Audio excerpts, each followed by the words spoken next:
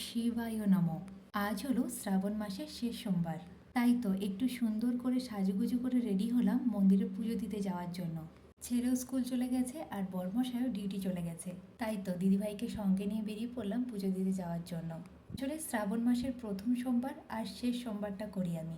তো এই বছর শ্রাবণ মাসের প্রথম সোমবারটা করতে পারলাম না, তখন আমার বেটুর জন্মদিনের অনুষ্ঠান চলছিল, তো সেই সময় সুযোগ হয়ে উঠল না।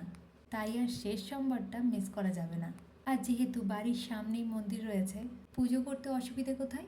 কি জানেন তো, বাড়ির সামনে মন্দির হয়ে না একটা সুবিধে হয়েছে, যখন খুশি পুজো করতে ইচ্ছে করলে মন্দিরে গিয়ে পুজো করা যায়।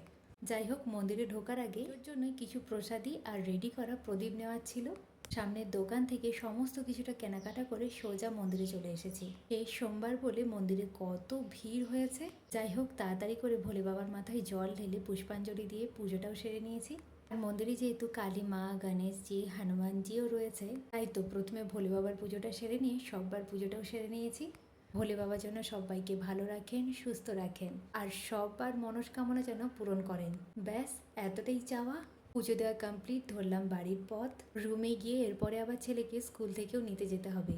আর সত্যি যা রৌদ্র বেরিয়েছে, ভীষণ পরিমাণে গরম লাগছে।